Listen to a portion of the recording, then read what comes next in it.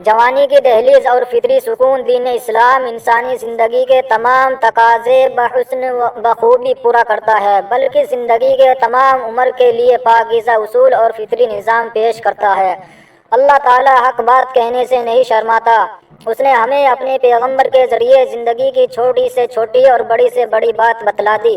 نکاح اور بیوی سے ہم بستری شرمگاہ کی حفاظت کے ساتھ افزائش نسل کا سبب ہے۔ پھر اللہ تعالیٰ اتنی بڑی بات کیسے نہیں بتلاتا، یہ بھی ہمیں بتلا دیا ہے۔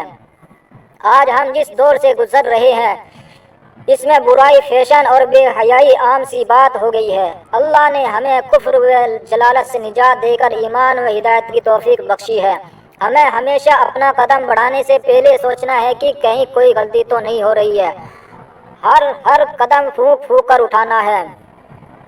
پیدائش کے بعد جب کوئی جوانی کی دہلیز پہ قدم رکھتا ہے تو اسے فطری سکون حاصل کرنے کے لیے شریک حیات کی ضرورت پیش آتی ہے۔ اسلام نے شریک حیات بنانے کے لیے نکاح کا پاکیزہ نظام پیش کیا ہے۔ نکاح سے انفرادی اور سماجی دونوں سطح پہ فساد و بگاڑ کا عنصر ختم ہو جاتا ہے اور گھر سے لے کر سماج تک ایک صالح معاشرے کی تعمیر ہوتی ہے۔ ہم بستری نکاح کر کے دو اجنبی آپسی پیار و محبت میں اس قدر ڈوب جاتے ہیں جہاں اجنبیت ان کا اور اپنائیت قدیم رشتہ نظر آتا ہے۔ میاں بیوی ایک دوسرے کا لباس بن جاتے ہیں۔ پاکیزہ تعلق یعنی عقد نکاح کے بعد آپس کی ساری اجنبیت اور سارا پردہ اٹھ جاتا ہے، گویا دونوں ایک جاں دو قالب ہو جاتے ہیں۔ یہ اللہ کا بندوں پر بڑا احسان ہے۔ میاں بیوی کے جنسی ملاپ کو عربی میں جماع اور اردو میں ہم بستری سے تعبیر کرتے ہیں۔ جس طرح اسلام نے نکاح کا پاکیزہ نظام دیا ہے، اسی طرح ہم بستری کے بھی صاف ستھرے رہنما اصول دیے ہیں۔ ان اصولوں کی جانکاری ہر مسلم مرد و خاتون پر ضروری ہے۔ یہودیوں کا خیال تھا کہ بیوی کی اگلی شرمگاہ میں پیچھے سے جماع کرنے سے لڑکا پیدا ہوگا۔ اللہ نے اس خیال کی تردید کرتے ہوئے فرمایا، تمہاری بیویاں تمہاری کھیتیاں ہیں، لہذا تم اپنی کھیتیوں میں جدھر سے چاہو آؤ۔ اس آیت کا مطلب یہ ہے کہ بیوی کی اگلی شرمگاہ میں جس طرح سے چاہے جماع کر سکتے ہیں۔ شوہر کے لیے بیوی کی اگلی شرمگاہ ہی حلال ہے اور پچھلی شرمگاہ میں ہم بستری کرنا حرام ہے۔ چنانچہ اس بات کو اللہ نے اس آیت سے پہلے بیان کیا ہے۔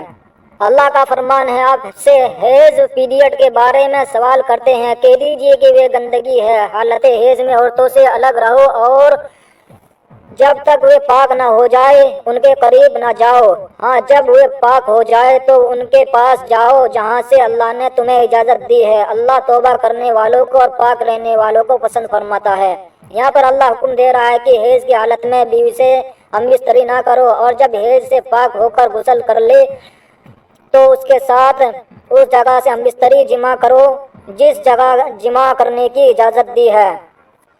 حیض اگلی شرمگاہ سے آتا ہے۔ حیض کا خون آنے تک ہم بستری کرنا منع ہے، اور جب حیض بند ہو جائے تو اسی جگہ سے جمع کرنا جہاں سے خون آ رہا تھا۔ آج کے پرفتن دور میں میاں بیوی کو اسلام کی یہ بات جاننی چاہیے اور اسے ہی عملی زندگی میں نافذ کرنا چاہیے۔ جو لوگ فحش ویڈیوز دیکھ کر غلط طریقے سے منی خرچ کرتے ہیں، اس کی زندگی سے حیا نکل جاتی ہے، لمحہ بلمحہ وہ بے حیائی کی راہ چلنے لگتا ہے۔ یاد رکھے، بیوی سے اسلامی طریقے سے ہم بستری کرنا بھی باعث ثواب ہے۔ نبی کریم صلی اللہ علیہ وسلم کا فرمان ہے، اور بیوی سے ہم بستری کرتے ہوئے تمہارے عضو میں صدقہ ہے۔ صحابہ کرام نے پوچھا، یا اللہ کے رسول، ہم میں سے کوئی اپنی خواہش پوری کرتا ہے تو کیا اس میں بھی اجر ملتا ہے؟ آپ صلی اللہ علیہ وسلم نے فرمایا، بتاؤ، اگر وہ یہ خواہش حرام جگہ پوری کرتا تو کیا اسے اس کا گناہ ہوتا؟ اسی طرح جب وہ اسے حلال جگہ پوری کرتا ہے تو اس کے لیے اجر ہے۔ ہم بستری کے چند آداب و مسائل۔ ہم بستری کی نیت۔ بیوی سے ہم بستری عفت و عصمت کی حفاظت، افزائش نسل کو بڑھانا اور حرام کام سے بچنے کی نیت سے ہو۔ ایسی صورت میں اللہ نہ صرف ہم بستری پہ اجر دے گا بلکہ نیک اولاد سے بھی نوازے گا اور دنیاوی و اخروی برکتوں سے نوازے گا۔ ہم بستری کی دعا۔ ہم بستری سے پہلے یہ دعا پڑھنا سنت ہے، اے اللہ، ہمیں شیطان سے علیحدہ محفوظ رکھ، اور تو جو اولاد ہمیں عنایت فرمائے اسے بھی شیطان سے دور رکھ۔ پھر اگر انہیں بچا دیا گیا تو شیطان اسے کوئی نقصان نہیں پہنچا سکے گا۔ ہم بستری کی جگہ آواز سننے والا اور دیکھنے والا کوئی نہ ہو، یعنی ڈھکی چھپی جگہ ہو، اور جماع کی حد تک شرمگاہ کھولنا کافی ہے، لیکن ایک دوسرے کو دیکھنا اور مکمل برہنہ ہونا آپس میں جائز ہے۔ جس حدیث میں مذکور ہے کہ جماع کے وقت بیوی کی شرمگاہ دیکھنے سے اندھے پن کی بیماری لاحق ہوتی ہے، اسے شیخ البانی نے موضوع حدیث قرار دیا ہے۔ حیض کی حالت میں ہم بستری کرنے کا گناہ اور کفارہ: بحالت احرام، بحالت روزہ جماع ممنوع یعنی منع ہے، باقی دن و رات کے کسی حصے میں جماع کر سکتے ہیں۔ حالت حیض اور حالت نفاس میں صرف ہم بستری کرنا منع ہے، مگر جماع کے علاوہ بیوی سے لذت اندوز ہونا جائز ہے۔ اگر کسی نے حیض کی حالت میں ہم بستری کر لیا ہو تو 1 دینار یا نصف دینار صدقہ کرنا ہوگا، ساتھ ہی اللہ سے سچی توبہ کرے تاکہ آئندہ اللہ کا حکم توڑ کر معصیت گناہ کا ارتکاب نہ کرے۔ یہی حکم نفاس کی حالت میں ہم بستری کا ہے، البتہ صحیح قول کی روشنی میں مستحاضہ سے جماع کرنا جائز ہے۔ حمل کے دوران حمل بیوی سے ہم بستری کرنا جائز ہے، تاہم شوہر کو اس حالت میں ہمیشہ بیوی کی نفسیات، صحت اور آرام کا خیال رکھنا چاہیے۔ حمل کی مشقت بہت سخت ہے، قرآن نے اسے دکھ پر دکھ کہا ہے، اس لیے بعض حالات ڈاکٹر اس دوران ہم بستری کرنے سے شوہر کو منع کرتے ہیں، لہٰذا اس سلسلے میں طبی مشورے پر عمل کیا جائے۔ خصوصاً حمل کے آخری ایام کافی دشوار گزار ہوتے ہیں، ان دنوں ہم بستری کرنا پرخطر ثابت ہو سکتا ہے۔ ہم بستری کے لیے جنسی قوت والی دوائی کا استعمال کیسا ہے؟ ہم بستری سے پہلے شہوت بھڑکانے کے لیے جنسی قوت والی ادویات دوائی کا استعمال جسم کے لیے نقصان دہ ہے، لہٰذا اس چیز سے بچا کریں۔ ہاں کسی آدمی میں جنسی کمزوری ہو تو ماہر طبیب سے اس کا علاج کرائے، اس میں کوئی مذائقہ نہیں ہے۔ ہم بستری کے لیے جائز کیفیات: بیوی کی اگلی شرمگاہ میں ہم بستری کرنا حیض و نفاس سے پاکی کی حالت میں جائز ہے، اور ہم بستری کرنے کے لیے بیوی سے بوس و کنار ہونا، خوش طبعی کرنا، ہم بستری کے لیے تیار کرنے کے واسطے اعضائے بدن و بشمول شرمگاہ چھونا یا دیکھنا جائز و حلال ہے۔ پھر اگلی شرمگاہ میں ہم بستری کے لیے جو کیفیت و حیت اختیار کی جائے، تمام کیفیات جائز ہے۔ یاد رہے جماع ہم بستری کی خواہش بیدار ہونے اور اس کا مطالبہ کرنے پر نہ شوہر بیوی سے انکار کرے اور نہ ہی بیوی شوہر سے انکار کرے۔ شرمگاہ کو چھونا اور دیکھنا کیسا ہے؟ شوہر کے لیے بیوی کی شرمگاہ چھونے اور دیکھنے میں کوئی حرج نہیں ہے، لیکن اسے چومنا بے حیائی ہے۔ اسی طرح بیوی کے لیے مرد کی شرمگاہ چھونے اور دیکھنے میں کوئی حرج نہیں ہے، مگر اسے چومنا اور منہ میں داخل کرنا بے حیائی ہے۔ ان دو باتوں کا ایک جملے میں خلاصہ یہ ہے کہ عورت کی شرمگاہ چومنا اور منہ سیکس، اورل سیکس کرنا سراپا بے حیائی اور اسلام کی پاکیزہ تعلیمات کے خلاف ہے۔ غیر فطری طریقے سے بچے: میاں بیوی ایک دوسرے سے غیر فطری طریقے سے منی خارج کروانا بھی متعدد جسمانی نقصانات کے ساتھ ساتھ بے حیا لوگوں کا راستہ اختیار کرنا ہے۔ مومن ہر کام میں حیا کا پہلو مد نظر رکھتا ہے۔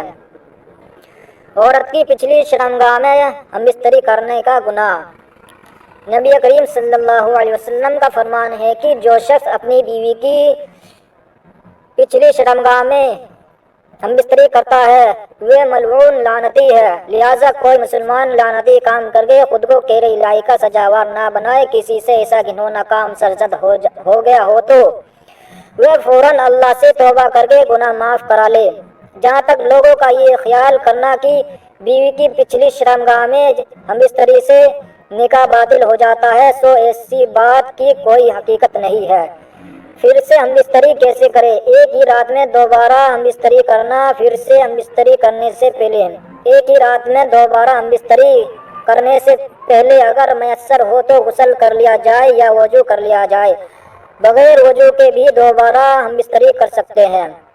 حالت جنابت، غسل و ذکر و اذکار: مرد کی شرمگاہ عورت کی شرمگاہ میں داخل ہونے سے عورت و مرد دونوں پر غسل واجب ہو جاتا ہے، چاہے منی کا انزال ہو یا نہ ہو۔ حالت جنابت میں سویا جا سکتا ہے، تاہم فجر سے پہلے یا جو وقت ہو اس نماز کے وقت غسل کر لے تاکہ بلا تاخیر وقت پہ نماز پڑھ سکے۔ حالت جنابت میں قرآن کی تلاوت نہیں کر سکتے، مگر ذکر و اذکار، دعا و سلام، کام کاج، بات چیت، کھانا پینا سب جائز ہے، حتیٰ کہ سحری بھی کھا سکتے ہیں۔ ہم بستری کی حالت میں اذان کا جواب کیسے دیں؟ جب ہم بستری کی حالت میں اذان ہونے لگے یا اقامت کی آواز سنائی دے تو اس عمل کو جاری رکھنے میں کوئی حرج نہیں ہے، تاہم اس سے جلد فراغت حاصل کر کے اور غسل کر کے نماز ادا کرے۔ یاد رہے اذان سننے کے بعد بھی قصداً بستر پر لیٹے رہنا حتیٰ کہ اقامت ہونے لگے تب ہم بستری کرنا ہماری کوتاہی اور نماز سے غفلت ہے۔ جہاں تک اذان کے جواب کا مسئلہ ہے تو یہ سب پر واجب نہیں بلکہ فرض کفایہ اور بڑے اجر و ثواب کا حامل ہے، اس لیے میاں بیوی سے بات چیت یا بوس و کنار کے دوران جواب دینا چاہے تو دینے میں کوئی حرج نہیں ہے، لیکن ہم بستری کے وقت اذان کا جواب دینے سے علماء نے منع کیا ہے۔ جب اس عمل سے فارغ ہو جائے تو بقیہ کلمات کا جواب دے سکتے ہیں۔ منی شرمگاہ کے باہر خارج کرنا کیسا ہے؟ اولاد کے درمیان ضرورت کے تحت وقفہ کرنے کی نیت سے جمع کرتے ہوئے منی شرمگاہ کے باہر خارج کرنا جائز ہے۔ شوقیہ ایسا کرنے سے بہر صورت بچنا چاہیے، کیونکہ نکاح کا اہم مقصد افزائش نسل ہے، نسل کو بڑھانا ہے۔ ہم بستری کی باتیں لوگوں میں بیان کرنا کیسا ہے؟ میاں بیوی کی خلوت اور ہم بستری کی باتیں لوگوں میں بیان کرنا بے حیائی کی علامت ہے۔ رسول اللہ نے اس عمل سے امت کو منع فرمایا ہے۔ اس بات سے ان بے حیائی کو نصیحت لینا چاہیے جو ہم بستری کی تصویر یا ویڈیو بناتے ہیں پھر اسے لوگوں میں پھیلاتے ہیں۔ نعوذ باللہ، کتنے ملعون ہیں فحش ویڈیوز بنانے، پھیلانے اور دیکھنے والے۔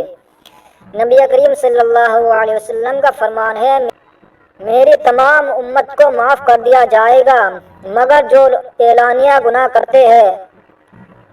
اعلانیہ گناہ کرنے کا مطلب یہ ہے کہ ایک شخص رات کے وقت گناہ کرتا ہے باوجود کہ اللہ تعالیٰ نے اس کے گناہ پر پردہ ڈالا ہوتا ہے، لیکن صبح ہوتے ہی وہ کہنے لگتا ہے، اے فلاں، میں نے رات فلاں برا کام کیا تھا، رات گزر گئی تھی اور اس کے رب نے اس کا گناہ چھپا رکھا تھا۔ جب صبح ہوئی تو وہ خود پر دیے گئے اللہ کے پردے کھولنے لگا۔ ایسے لوگوں کو معاف نہیں کیا جائے گا۔ اللہ ہم سب کی حفاظت فرمائے، آمین۔ جانکاری اچھی لگی ہو تو چینل کو سبسکرائب کیجیے تاکہ ہر آنے والی ویڈیو کی نوٹیفیکیشن سب سے